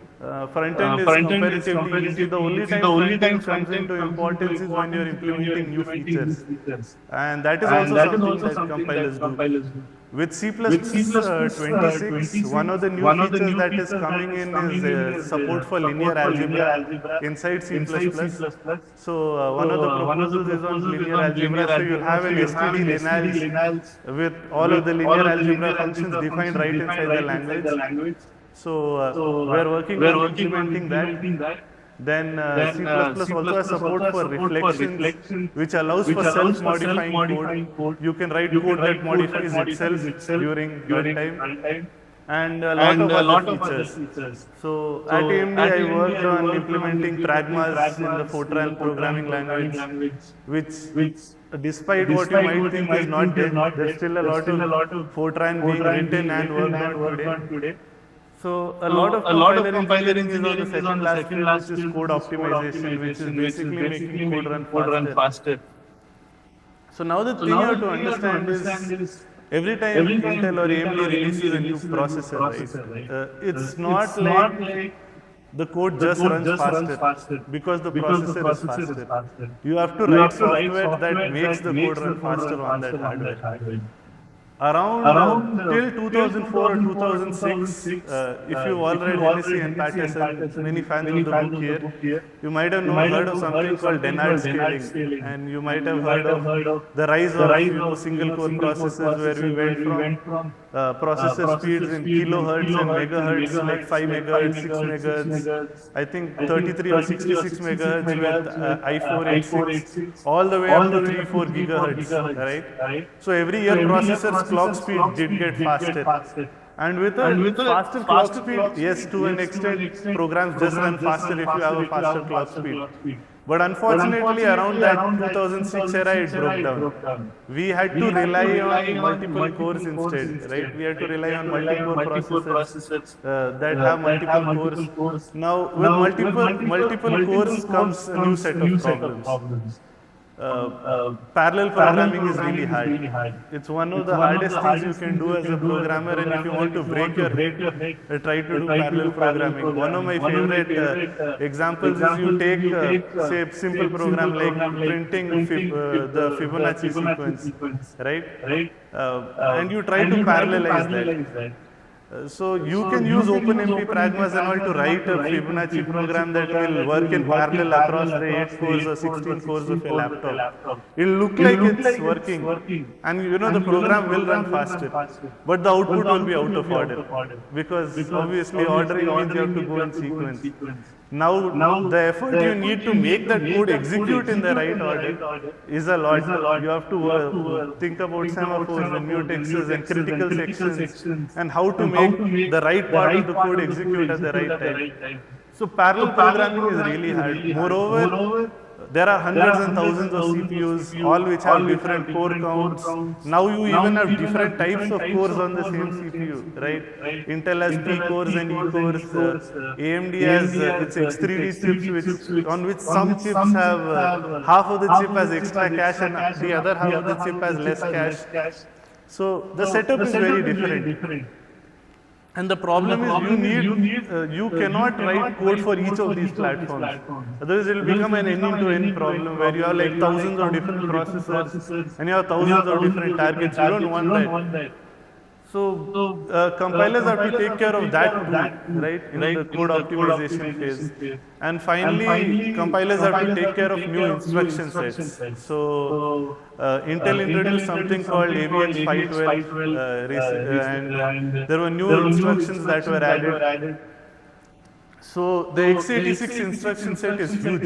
It has thousands of instructions, but the number of instructions that are actually used in practice is much smaller, right? It's not a huge number. So that's because somewhere along the line there were two methodologies. One was RISC and CISC. So for the RISC's whole idea was that we'll use a set of small, simple instructions that we can execute very fast, versus CISC, which was that we should pack as much as possible to do in one instruction. So CISC worked really well when clock speeds were slow, so you needed to do a lot more in one instruction. But the problem is CISC has variable length instructions. One assembly instruction might be doing something on like 4 different registers, and you might be like doing random things, which makes the instruction really long. On the other hand, ARM and RISC-V take advantage of MIPS like architecture, where you have like fixed fields. So the compiler can reliably know how much the next instruction will take to execute, and more importantly, the processor can execute it in a reliable manner. So even x86 based processors today, internally they break down the instruction into something that's more CISC-like, RISC-like, sorry. So yes. So these are the various phases. Okay, let me check that.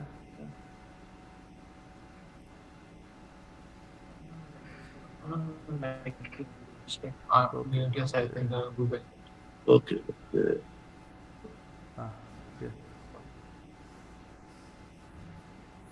No worries.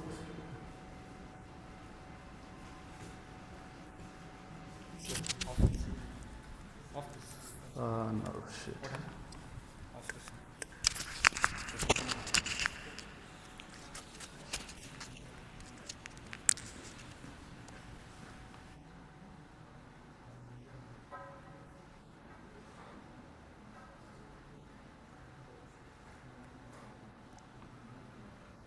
Yeah. So carrying on. So LLVM and GCC for C and C++. So we'll focus on a few of the technologies that compiler engineers work on, and where most of the performance engineering stuff comes in. So performance or high performance computing or performance engineering or compiler engineering in general is done in 3 languages: C, C++, and Fortran. Yes, there are other languages. Of course, LLVM supports Rust, Julia, Ada, D, and other languages. But all of those languages, LLVM itself is written in C++. So even the Fortran compiler for LLVM, it's not written in Fortran, it's written in C++.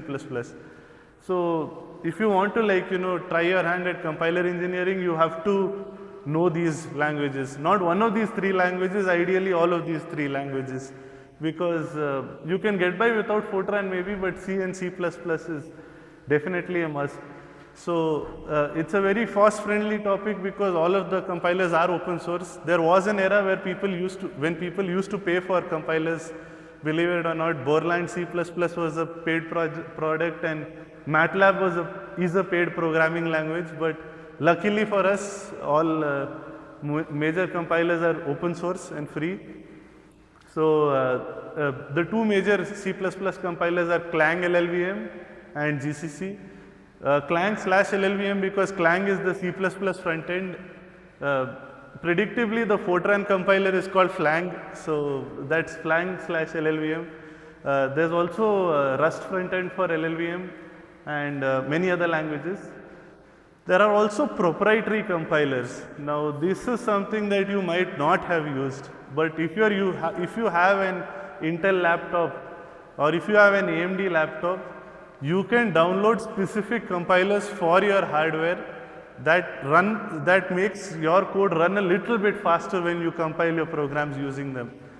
So the reason for this is, of course, Intel and AMD make their own chips, and we know internally most about our hardware. So when we take LLVM, for example, and fork it and add our own optimizations on top, some of those optimizations cannot be open sourced because that would leak our IP and our internal details. But basically, there are compilers that can generate faster code. Obviously, these compilers are also proprietary. So, for example, in ICC, you cannot print the IR and check because that would tell you what optimizations ICC is doing under the hood. The only thing you can see is the assembly. You can see the assembly and you can see the executable. So, ICC is Intel Compiler Collection. It's now known as ICX. AOCC is AMD's optimizing C and C++ compiler. PGI is one of the compilers that NVIDIA acquired. There's Cray and ARM as its own compiler. You can check out Compiler Explorer, godbolt.org to check, compare the various compilers with each other. So LLVM is a modular set of compiler and toolchain technologies that can be used to create a front end for any language and a back end for any instruction set architecture. We'll come to what that means in a minute. I am taking my own sweet time here because I think my talk is running ahead of schedule anyway. So LLVM IR serves as a portable high-level assembly language that makes many of these optimizations and modularity possible. We'll come to that also in a minute. GCC stands for the GNU Compiler Collection. It's one of the largest free software programs in the world, and it's distributed under the GPL. That GPL point is kind of important because it's one of the reasons that LLVM exists. So when GCC was created, GCC was licensed under the GNU GPL. So the GPL license is an open source license, but more importantly, it's a free software license, which means that if you want to modify GCC, if you want to make a modification to GCC for your own purposes, like let's say that you have a proprietary microcontroller, right? And you want GCC to work on it because it can work with a few small changes. GCC, for example, supports AVR microcontrollers through an extension known as AVR GCC. So AVR GCC is just like GCC except the data types are different. So you have a 4 byte integer in normal GCC where one int is 32 bits. In AVR GCC, it's I think 2 bytes. I'm not 100% sure about that, but the size of the data structures is different. So AVR GCC, so if you want something like AVR GCC to exist, the GNU GPL mandates that any modifications that you make to the compiler downstream to modify or distribute, and you have to contribute it back to the open source community, you have to contribute it back to GCC. So now this creates a problem for companies like AMD and NVIDIA and Intel that want to just keep a downstream fork of their compiler and modify it to their benefit and distribute it. So they created LLVM under a different license, which was the BSD clause license, and I think now it's under Apache with LLVM exceptions. So that license is one of the reasons that LLVM exists. The other reason is that GCC is very tightly bound together. Modifying it is difficult. Like for example, if you used a debugger like GDB. So GDB does a lot of the same things that GCC is doing. So ideally you should be able to use parts of GCC to build something like GDB, right? Or if you are using a code formatter or linter like something like Clang format or Clang tidy to clean up your code before submitting it. So code auto-completion tools and static analysis tools also use a lot of the parts of a compiler. It's the same stuff. You're still like reading code, you're analyzing code, you're doing operations on the code. But if the software underneath is not modular, if it's not built to be broken up into pieces, you cannot use it like that. So LLVM has a much more modular design that makes it easier to use.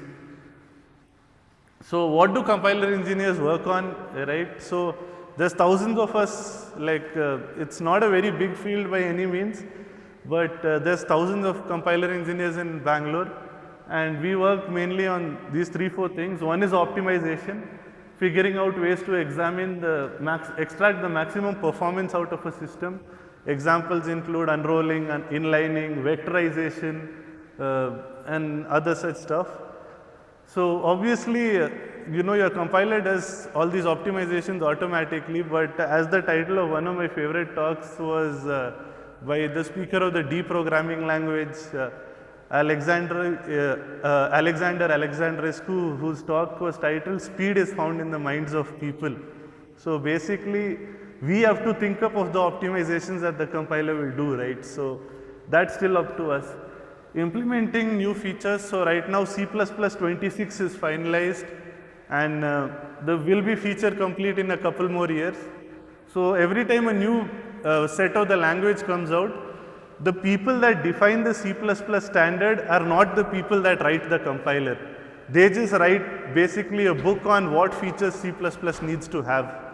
The language does not automatically have those features. Compiler engineers need to implement those features. Then there's verification and validation. You have to test it for correctness.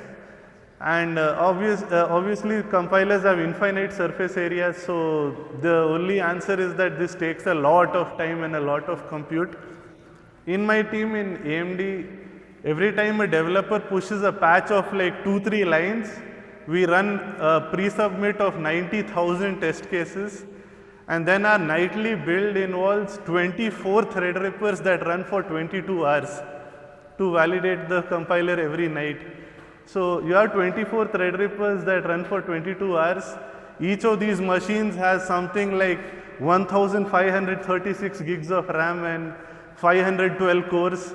So these are absolutely enormous machines, and they run for days on end, building like pretty much all the software under the sun, just because we don't want our compiler to break when we introduce a new change, right? So the only way to test for that is by testing a huge amount of software. And an absolutely enormous amount of software. So obviously this comes with the downside that LLVM itself is very compute heavy to build. If you have a laptop that has less than 16 gigs of RAM, and if your laptop does even have 16 gigs of RAM, on a good day you might be able to build LLVM in like 5-6 hours. We have much faster machines that let us build it in like 70 seconds, 50 seconds flat. But unfortunately for beginners, that's one of the downsides. And we also do research into new kinds of tools, techniques, and processes. One of the newest tools is LLVM Bolt from Facebook, now known as Meta. So they created a software that can profile binaries. You can feed LLVM Bolt a binary and the source code, and it will tell you how to optimize that binary. Now with LLMs coming up, there's a whole new avenue of direction where we try to optimize for machine learning programs, and also optimize machine learning programs by using ML in compilers. So there's a lot of open problems here, okay? One is phase ordering, that okay, sometimes optimizations you have to do them in a particular order, right? You have to do optimization A after optimization B, then optimization B after optimization C. But who decides that order, right? It's pretty much arbitrary, and it's a hard problem to solve. Phase ordering is an open problem. Automatic parallelization is another open problem where we don't know how to do it automatically. Right now, if you want to write code that uses both CPU and GPU, you have to specify which part of the code runs on the GPU and which part runs on the CPU, something known as offloading. So there's no way to automate that right now, right? We have to do it manually, and it's a very painful process to write programs that runs efficiently on both CPU and GPU. Then there's program synthesis, which is creating synthesizing programs from a set of requirements, applying machine learning and deep learning concepts into compiler optimizations. So there's a lab in IIT Hyderabad called the Heterogeneous Computing and Systems Lab.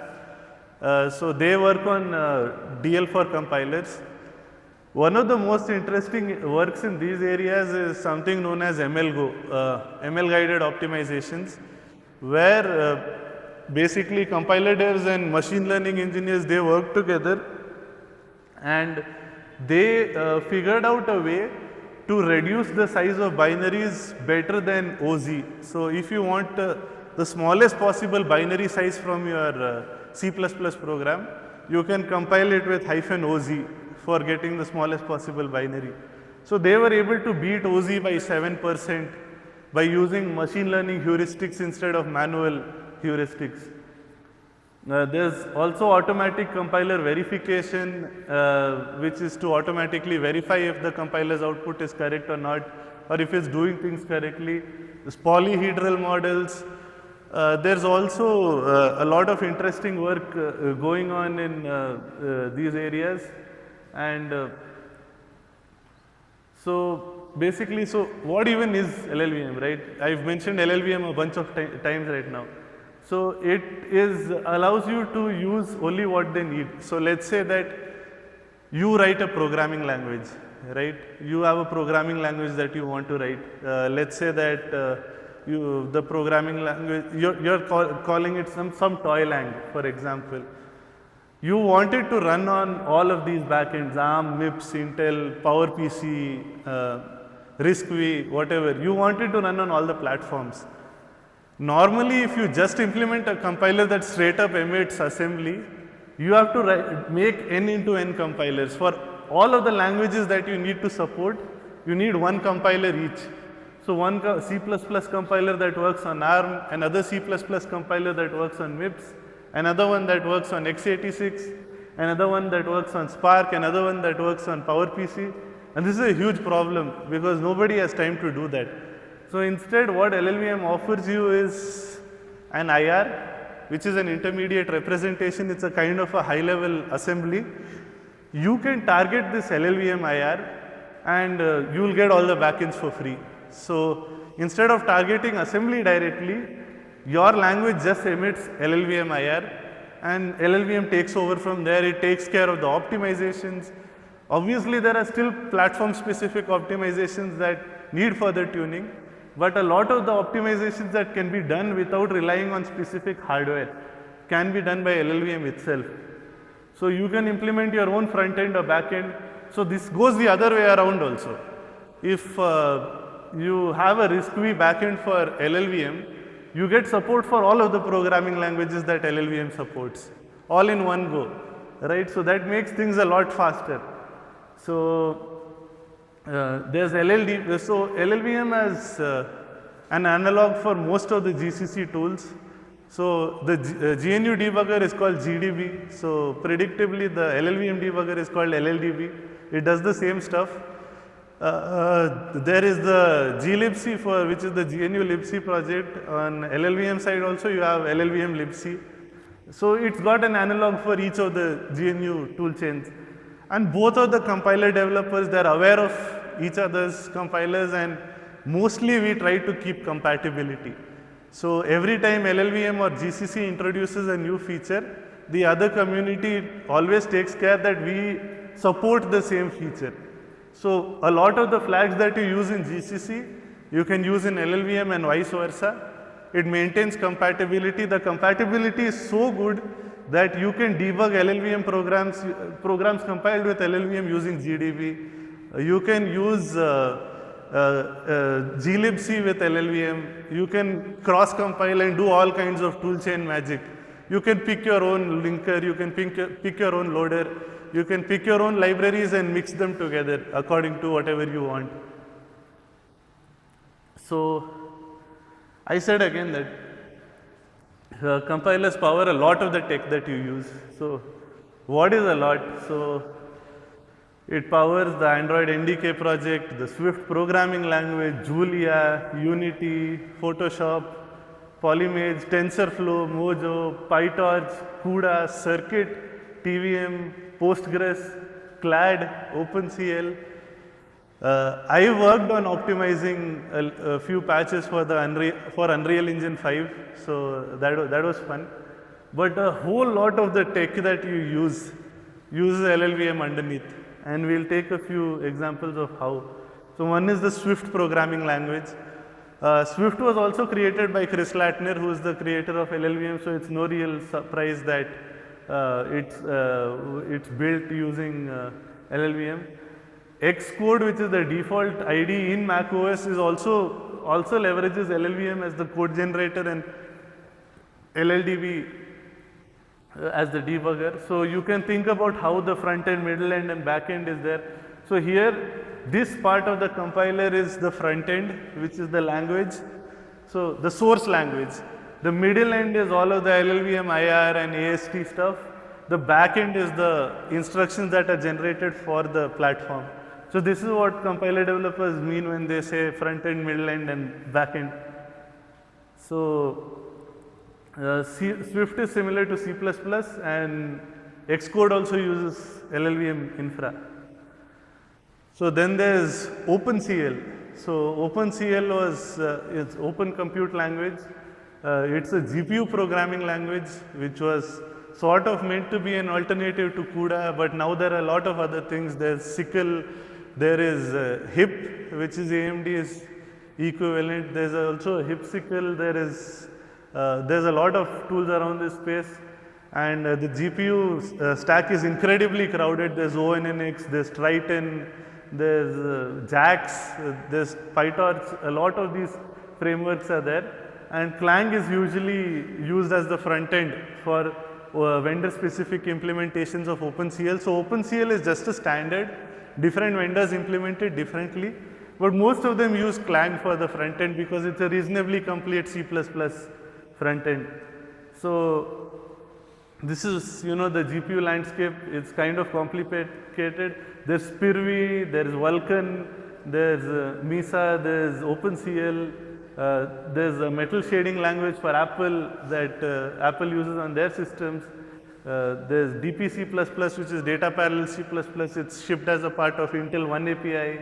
There's Tricycle, there's HIP-SYCL.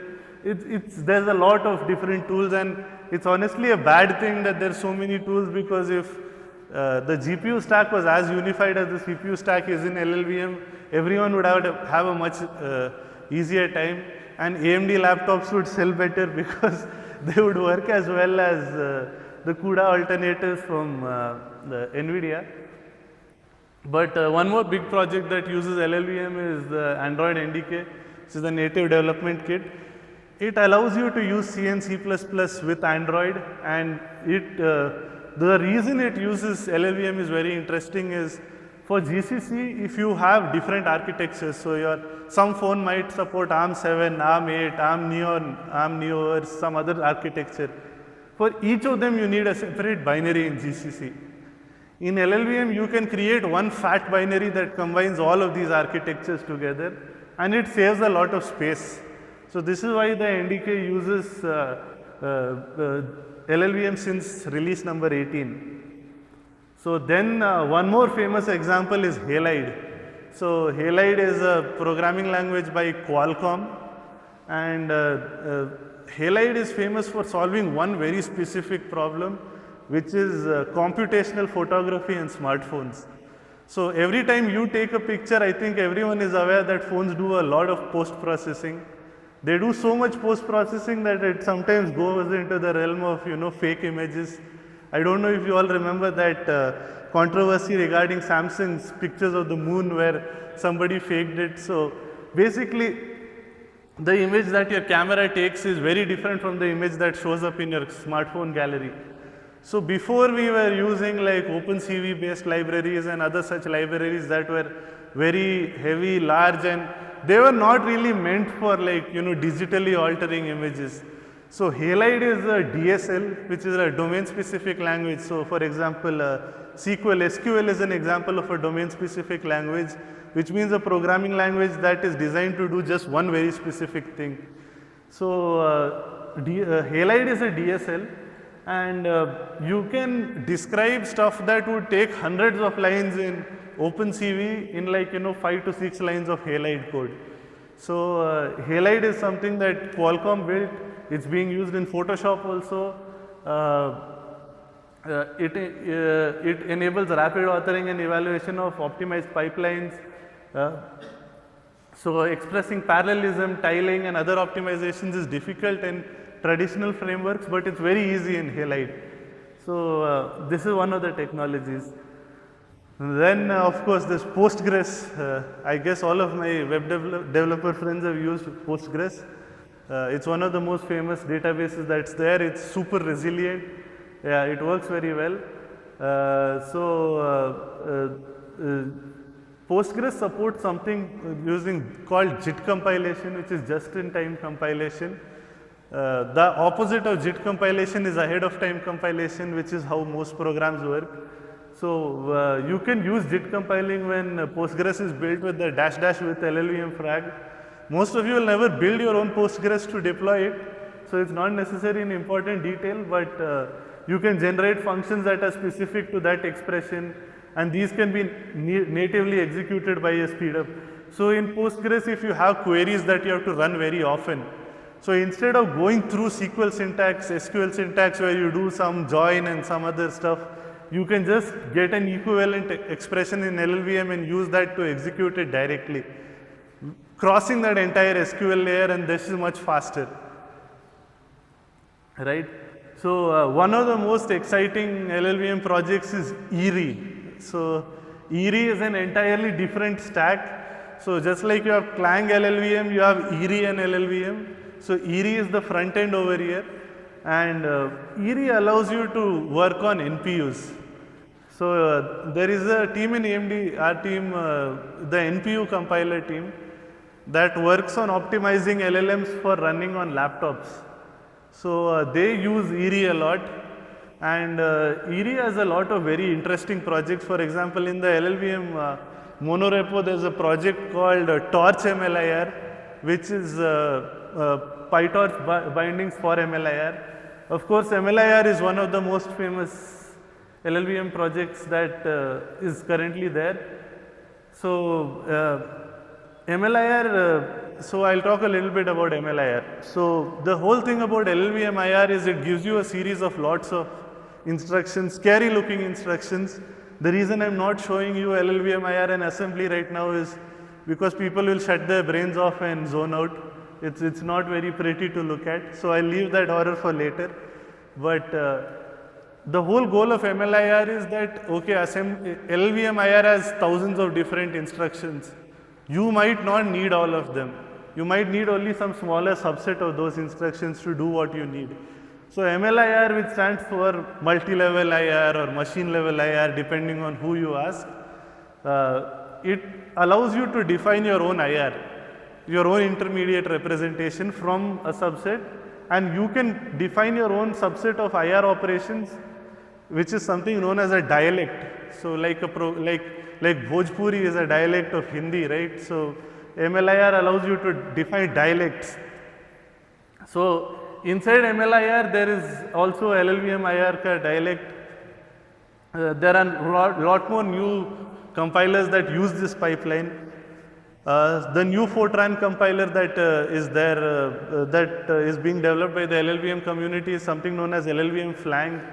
So there they're using MLIR, so the pipeline goes from source code to lowering to MLIR, then to LLVM IR, and then you lower down to assembly. So they use MLIR in the front end for doing higher level optimization. So now one of the criticisms of LLVM IR is that it's very low level, okay? And this is a bad thing when you want to do optimizations that are close to the source code. For example, when you're doing machine learning, you're doing a ton of matrix multiplications, right? A lot of matrix multiplications. Now it's possible that there are mathematical tricks that you can use to reduce the number of matrix multiplications required. It's possible that you can use techniques from linear algebra to make some of those computations faster. But by the time you reach LLVM IR, the entire matrix thing is destroyed. You only have variables and numbers. All the context is lost, right? Because LLVM has eliminated all of your comments, it's unrolled your functions, it has reordered your code, it has used static single assignment to assign each variable one value. So the code that you have at the LLVM IR layer no longer resembles that matrix in any way.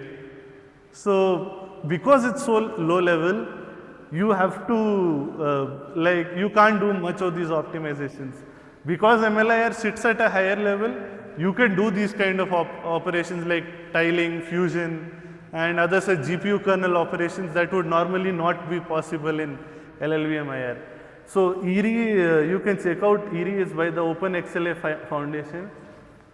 So finally, there's an overview of the LLVM monorepo. So if I had to give a comparison, LLVM is like an entire tech stack. So if you are a web developer, you might have heard of MERN stack or mean stack, right? Mongo, Express, React, Node.js. So LLVM is like an entire tech stack. So the monorepo has a lot of projects. One is the LLVM core, which has the main language, the LLVM IR. The OPT is the optimizing pipeline. LLC here is the LLVM static compiler. LLDB is the debugger. Clang is the C and C++ front end. Clang has a lot of tools. Clang tidy, which can clean up your code. Clang format, which can format your code. Clang query, which can query the AST nodes. You have glibc and libc++'s equivalent, which is libc++. You have the runtime, which is compiler RT. You have MLIR, which I just talked about. There's also OpenMP, which is a parallel programming language that uses pragmas. So you can convert a C program or C++ program into a parallel version very easily using OpenMP. There's also Poly, which is used for polyhedral optimizations. There's also a lot of other interesting projects like Circuit, which tries to use LLVM based methodology for EDA tools. So Circuit is a very interesting project. It stands for Circuit IR and Compiler Tools. So they attempt to, bring some aspects of hardware design into an LLVM-like pipeline using LLVM. There's CLI, there's LLD, which is the linker, and there's Bolt, which we spoke about earlier. So the monorepo is huge. It has a lot of projects and a lot of code. I think there's something like 30-40 million lines of code. It's a huge project. So if you want to get up to date or get involved in this LLVM project, you want to become a compiler engineer or something, there's a lot of resources. There's the LLVM weekly newsletter, which collects everything that is happening in the community into one place. So you know where to look for. So if you read the LLVM discourse, for example, you will get lost because there are hundreds and thousands of messages every day. If you read the LLVM weekly newsletter, it's compiled by Alex Bradbury, and you will get a short report of what all major things happened in the community, which workshops are happening. So LLVM has two major meetings every year. One is the US LLVM dev meeting, which happens in the US. One is Euro LLVM, which happens in Europe. There is an attempt to bring Asia LLVM to India. It's something that I'm working on with the rest of the community here. In India, of course, we have IACT. You can check it out at compilertech.org.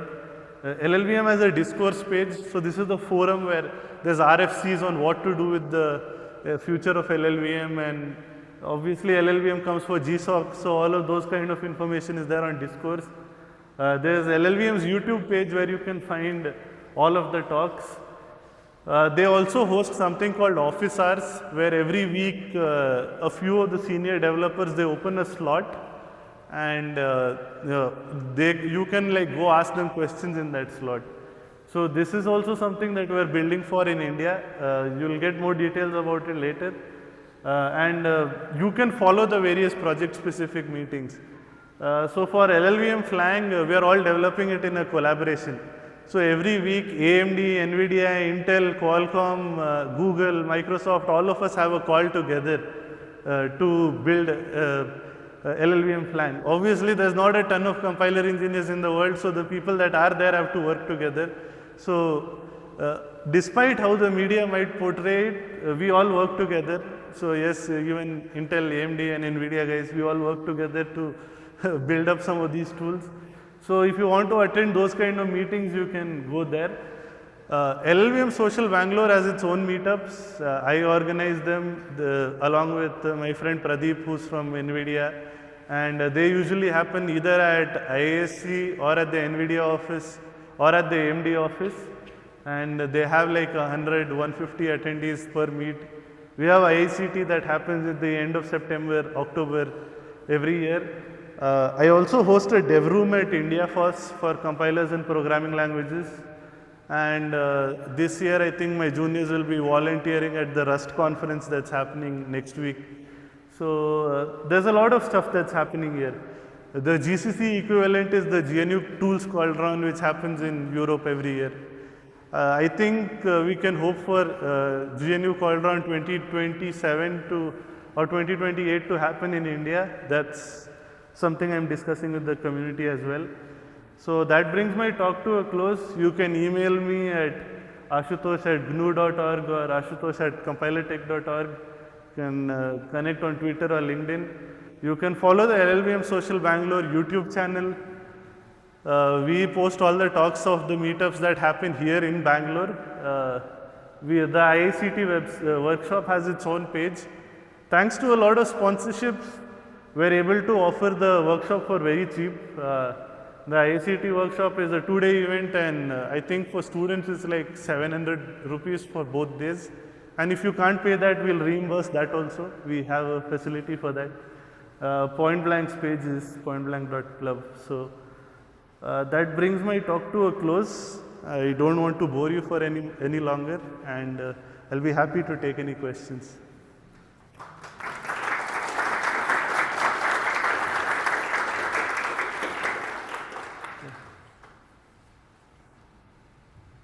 Yeah.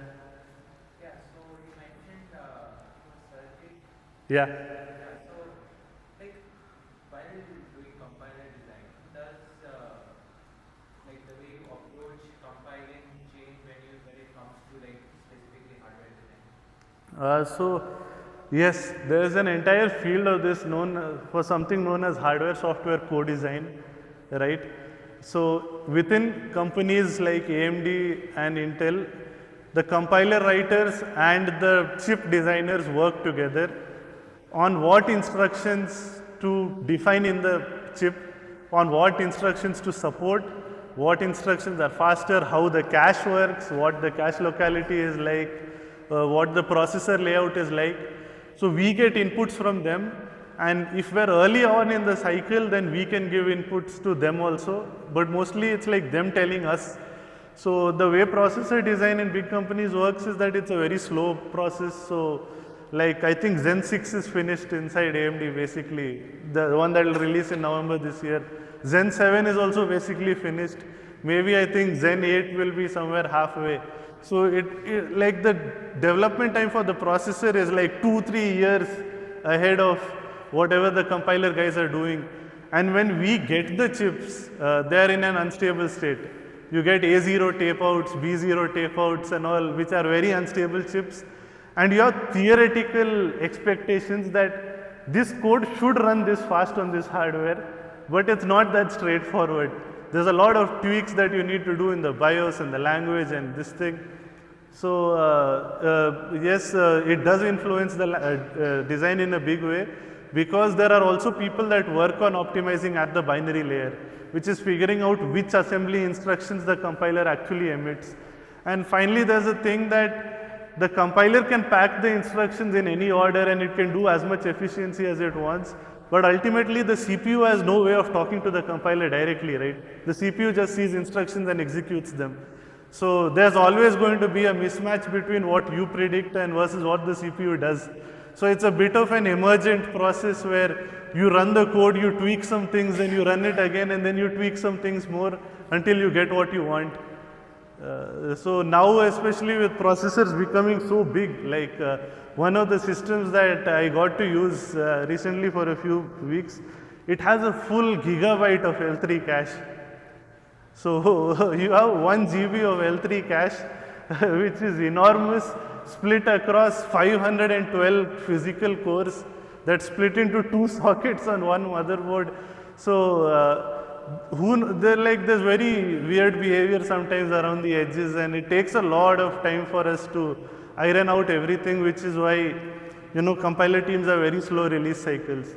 So unlike startups, we make 1 release a year or maybe 2 releases a year if we're lucky. We can't make changes faster than that.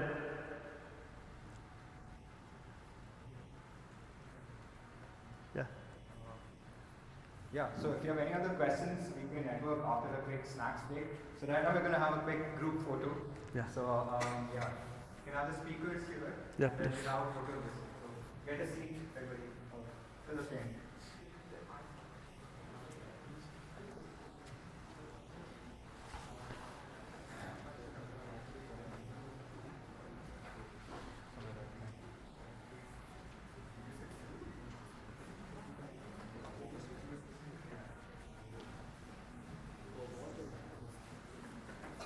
Okay, you're taking the picture from here or you're asking everyone to? Okay, okay, okay. Okay.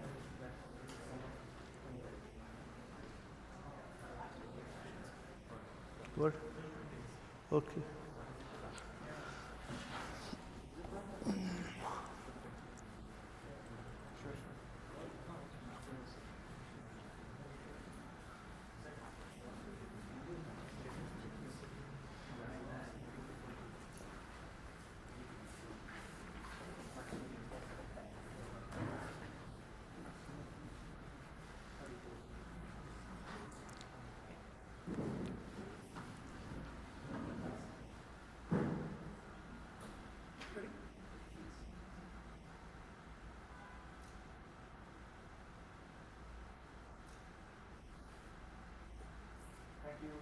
Thanks.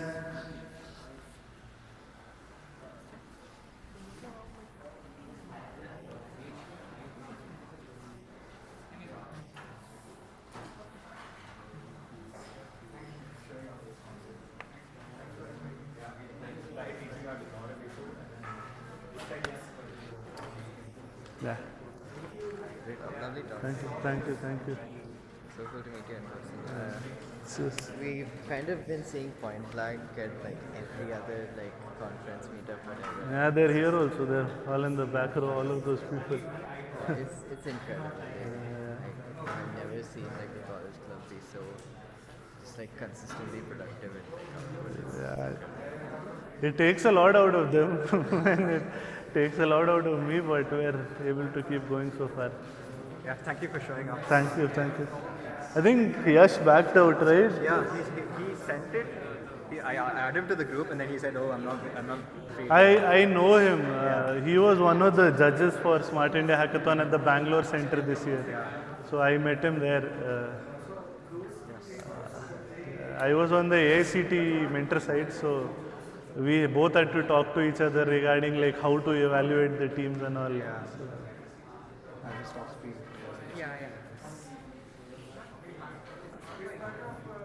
Thank you so much for showing up. yeah, sure.